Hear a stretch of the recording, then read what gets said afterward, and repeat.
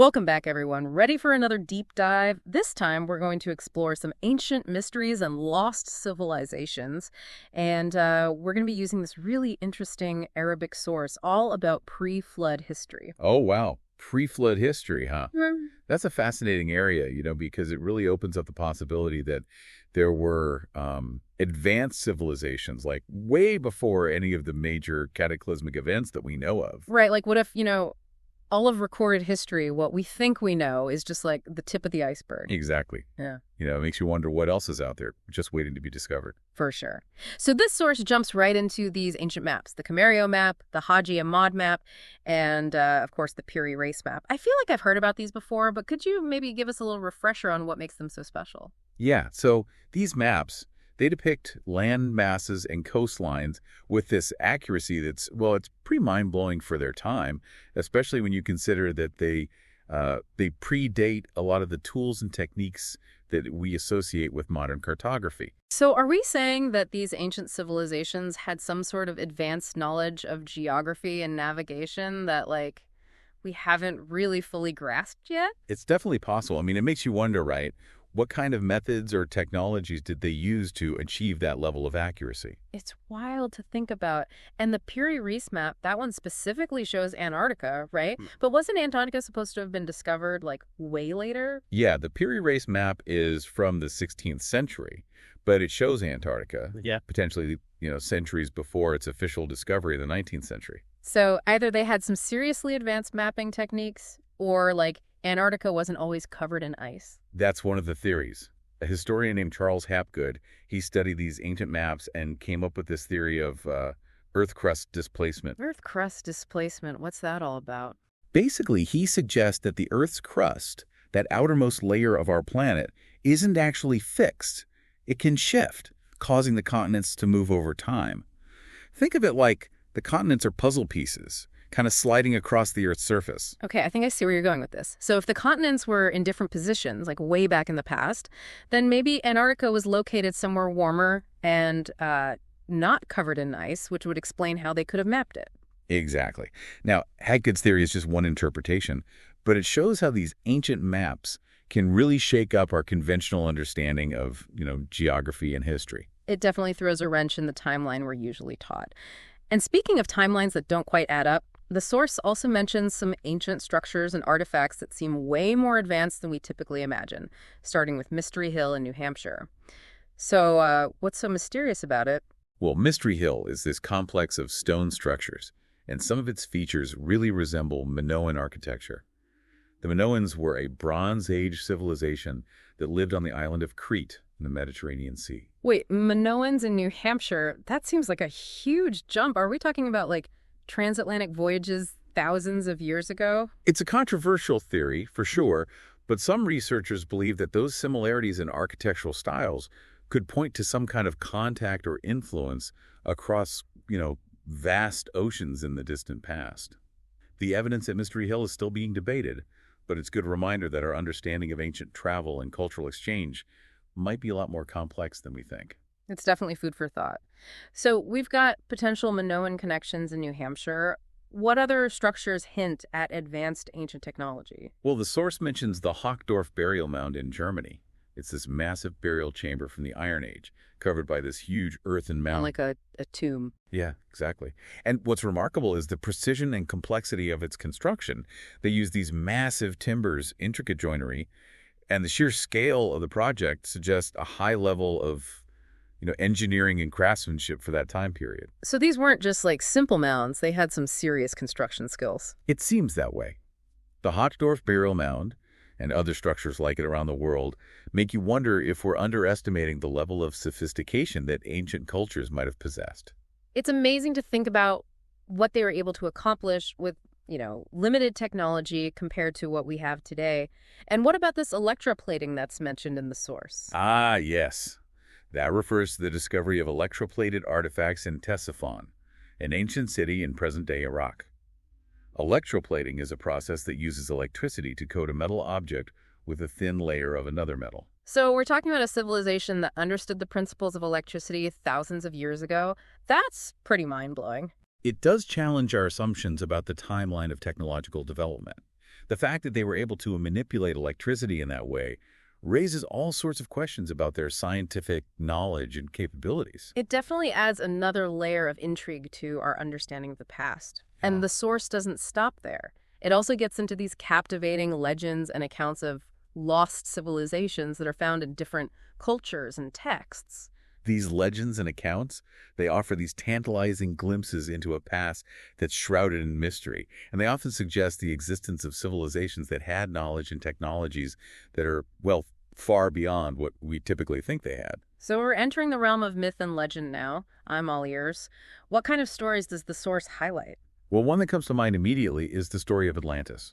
It's probably one of the most famous tales of a lost civilization, and it was recounted by the Greek philosopher Plato. He describes Atlantis as this powerful and advanced island nation that was destroyed by a cataclysmic event. Atlantis, wow. I've always been fascinated by that story. Where did Plato say it was located? Based on Plato's writings and different interpretations, the force suggests a possible connection to the Rio de la Plata region in South America. This region, with its unique geography and the historical accounts, has been a focus for those searching for evidence of Atlantis. South America. Interesting. So the source is proposing a specific location for Atlantis. Well, it's more like a suggestion based on, certain geographical and historical interpretations. The true location of Atlantis, if it even existed, is still a mystery. Okay, so Atlantis is still shrouded in mystery. What other lost civilizations does the source talk about? It mentions the legend of the City of the Caesars, a mythical city that's said to be hidden deep within the Amazon rainforest. This legend really captured the imagination of explorer Percy Fawcett, who dedicated his life to searching for it. Wait, Percy Fawcett, the guy who disappeared in the Amazon. So is the City of the Caesars like a South American El Dorado? Yeah. Kind of, yeah. The legend describes a city with incredible wealth and advanced civilization, hidden from the outside world. Fawcett was driven by ancient texts and indigenous stories that hinted at its existence. His disappearance in 1925, while searching for this city, just adds to the mystery. It's such a fascinating and tragic story. So, do you think there's any truth to these legends, or are they just stories? That's a question that sparked a lot of debate. It's definitely possible that some legends are based in reality, maybe distorted or embellished over time. But it's also important to remember that legends often serve a symbolic or allegorical purpose. They reflect the beliefs and values of the cultures that created them. So they might not be literal accounts, but they can still give us insights into ancient ways of thinking. Exactly. And they can inspire us to ask questions, to explore the unknown, and to consider that maybe, just maybe, our understanding of the past is far from complete. This is already making me rethink everything I thought I knew about ancient civilizations. It feels like we've only just scratched the surface. Oh, we have. And our journey through this source material is just beginning. There are even more intriguing accounts and legends to come that really challenge conventional narratives and shed light on the mysteries of our distant past. Well, I'm definitely ready for more. Let's see what other secrets this source has to reveal. So we've talked about these ancient maps and the really intriguing hints at advanced technology in these ancient cultures. Now, I'm kind of curious about what the source says about some specific locations. We talked about Easter Island a little bit before with the Puri Race map potentially showing it in a different spot. What else is there? Well, the source actually goes into a bit more detail about the Moai statues on Easter Island. Yeah. Those iconic giant stone figures. They've been a source of so much fascination and speculation for, centuries. Right, those huge heads. What's the mystery with those? How did they even make them? Well, one of the biggest questions is how they transported and erected these statues, some of them way over 80 tons. I mean, without modern technology, it seems almost impossible. Yeah, that's what I've always wondered. Did they roll them on logs, use ramps? I mean, what does the source say about that? It mentions this ancient Egyptian text called the Smith Papyrus.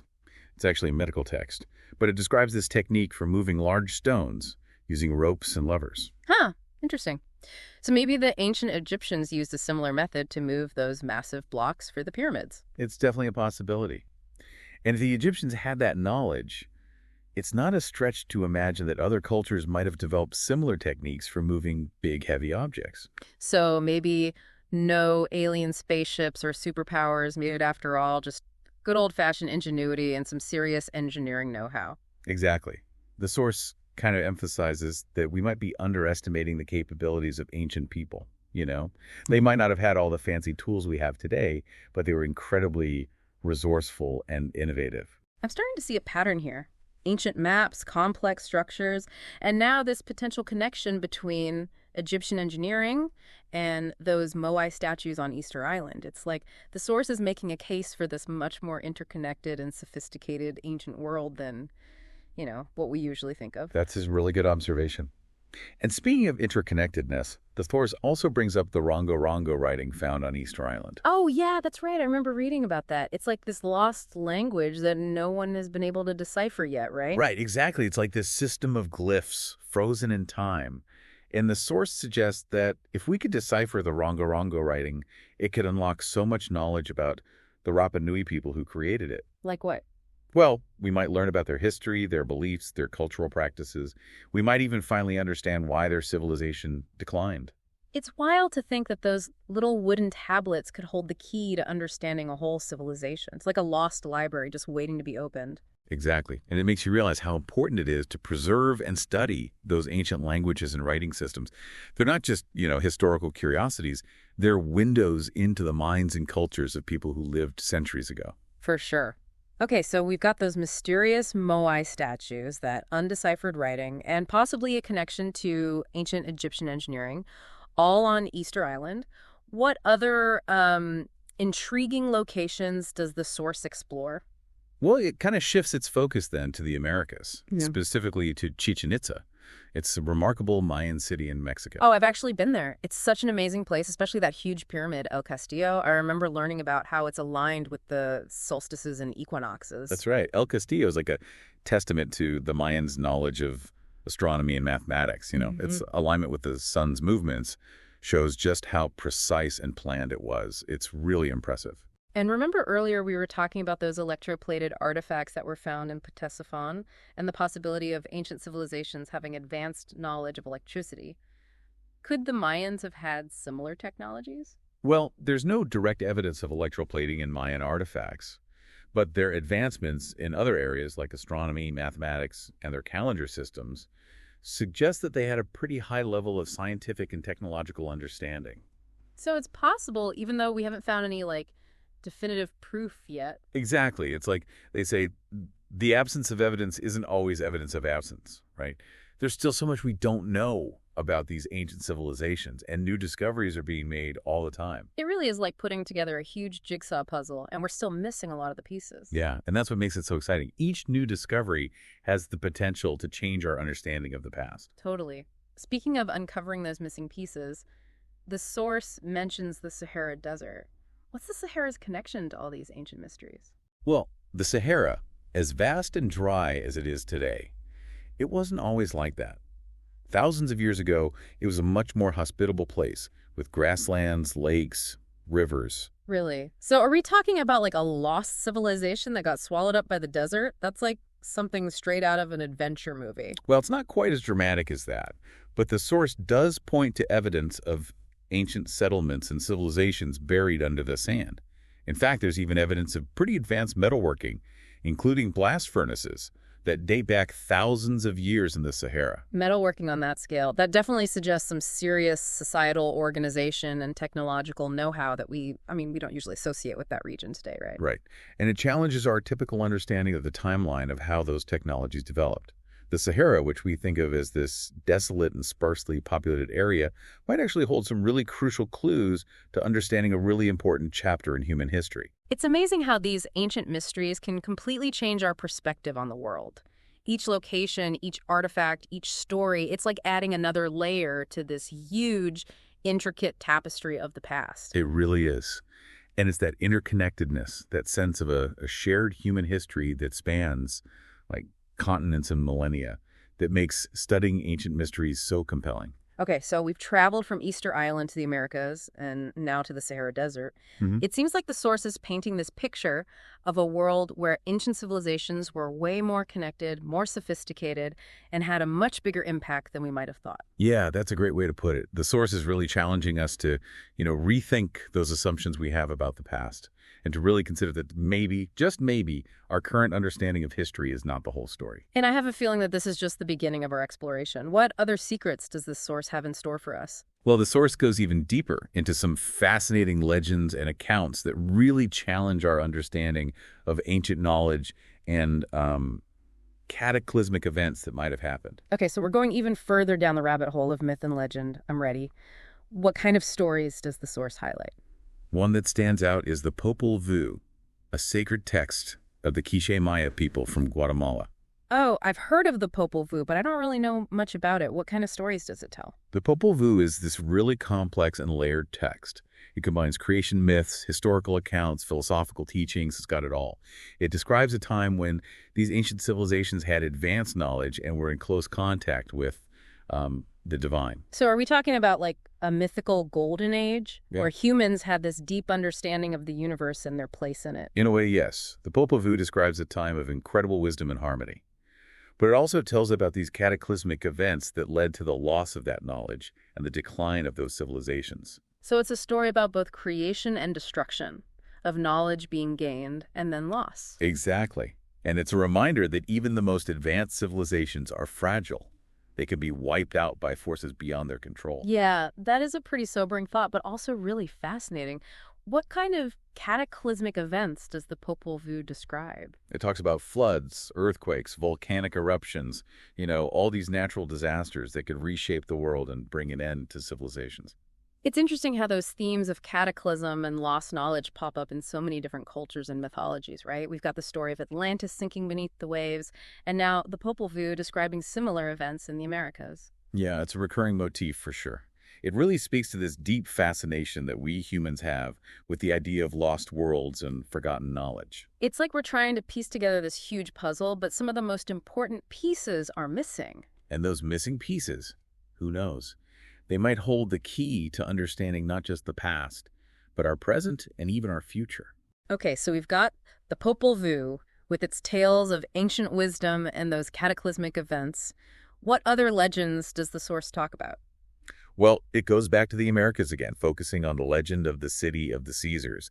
It's this mythical city that's said to be hidden somewhere in the unexplored depths of the Amazon rainforest. Oh, yeah, that's the one Percy Fawcett was looking for, right? The legendary lost city of gold. That's the one. Fawcett was completely captivated by the legend, fueled by those ancient texts and indigenous stories. He truly believed it was a real place, this city with incredible wealth and advanced civilization, just hidden from the world. And his expedition just vanished into the Amazon, never to be seen again. It's such a captivating story, but also kind of tragic. It really shows how far people are willing to go to uncover those secrets of the unknown. It really does. What kind of evidence did Fawcett have, though? Yeah, what was he basing his search on? Well, he used all sorts of sources, like ancient maps, historical accounts, indigenous legends, all kinds of things. He was convinced that all those sources pointed to a lost civilization somewhere in the heart of the Amazon. So was he looking for a city like El Dorado, overflowing with gold and treasure? Or was he searching for something more? Well, the legend of the city of the Caesars does mention wealth and riches. Fawcett seemed to be driven by something deeper, like a real thirst for knowledge, and this yearning to uncover the secrets of this lost civilization.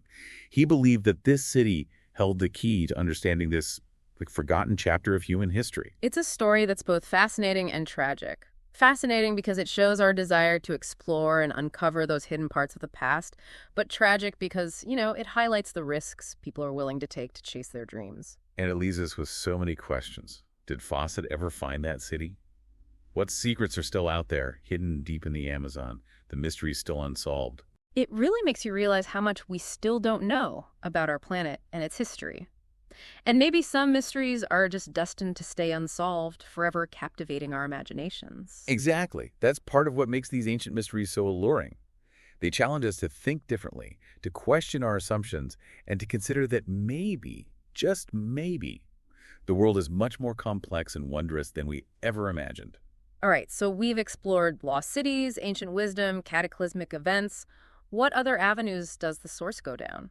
Well, it comes back to the theme of ancient maps again, specifically those that depict Antarctica with such surprising accuracy. Right, like the Peary Race map we talked about earlier. Are there other maps that show Antarctica before it was supposed to have been discovered? Yeah, there are. The source mentions the Pangaea map, which is even older than the Peary Race map by several centuries.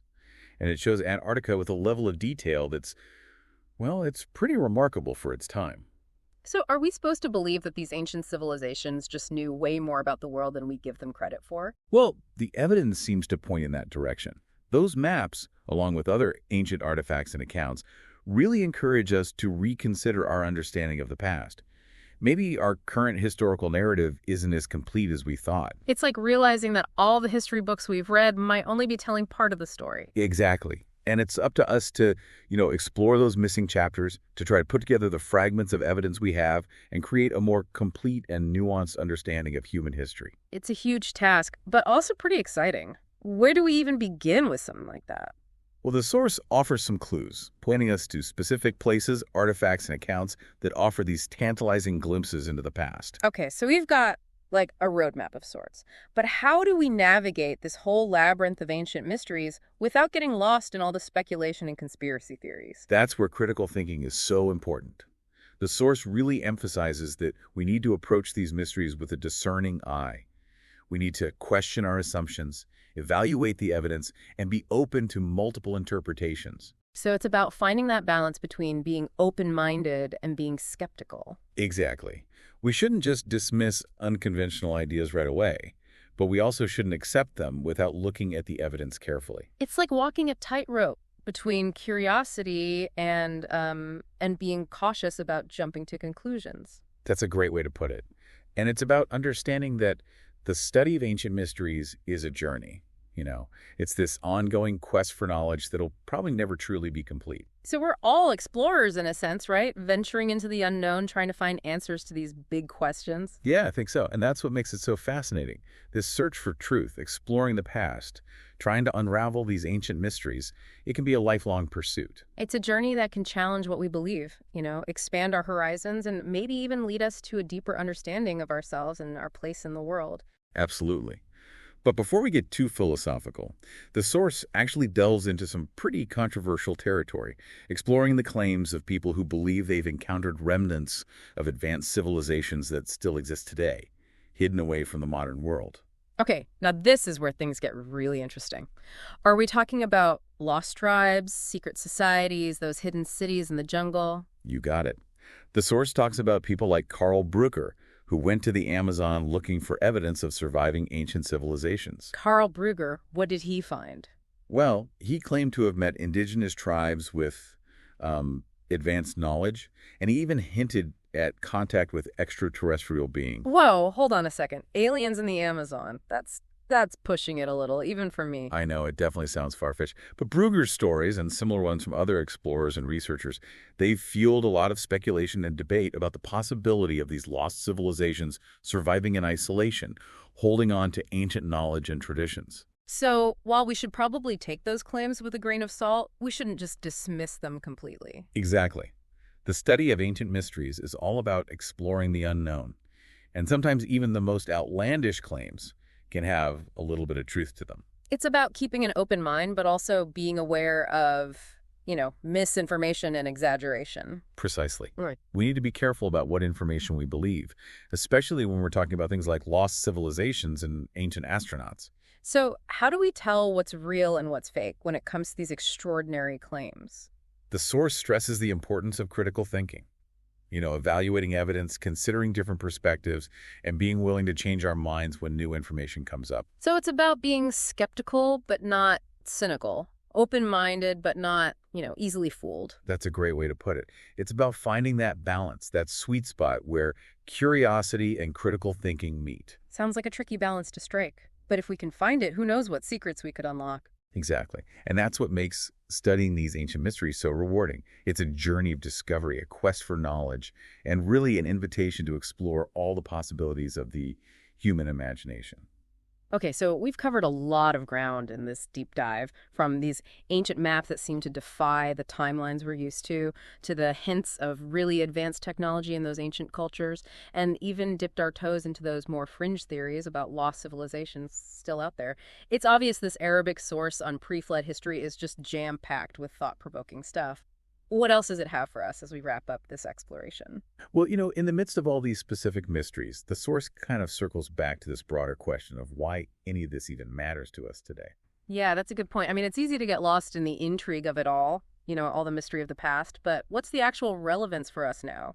Why should we as individuals, care about these ancient enigmas when we have our own modern problems to deal with? The source suggests that digging into these mysteries isn't just about satisfying our curiosity or escaping from the present. Right. It's about cultivating a sense of wonder and perspective. So it's not just about gaining knowledge, but like changing how we see the world. Exactly. Studying these ancient mysteries can help us break free from our own limited perspectives and embrace the vastness and complexity of human experience. It reminds us that our way of life isn't the only way, that civilizations have risen and fallen before, and they left behind these traces that challenge our assumptions about what's even possible. Yeah, I can see that. It's so easy to get caught up in our day-to-day lives and forget that we're part of this a much bigger story, a story that goes back thousands of years. And it's not just about broadening our perspective either. The source also emphasizes how important it is to develop our critical thinking skills. In this age of information overload, with all the misinformation and those echo chambers online, it's more important than ever to be able to really evaluate the evidence we see, consider different points of view, and form our own conclusions. So it's like a mental workout, strengthening our ability to, reason and analyze information. Exactly. And those skills, they're not just useful for navigating the world of ancient mysteries, but for dealing with, pretty much anything in modern life, too. Whether we're reading news stories, making big decisions, or even just forming our opinions about things, the ability to think critically is so crucial. So we've got wonder, perspective, critical thinking. Anything else this source highlights as a reason to keep exploring these mysteries? Well, the source suggests that exploring these ancient mysteries can also be a great source of inspiration and creativity. Like learning from the ingenuity and artistry of those ancient cultures can spark our own creativity. Exactly. It's about recognizing that humans has always been capable of achieving amazing things, whether it's building huge, complex structures or coming up with these intricate systems of knowledge. Right.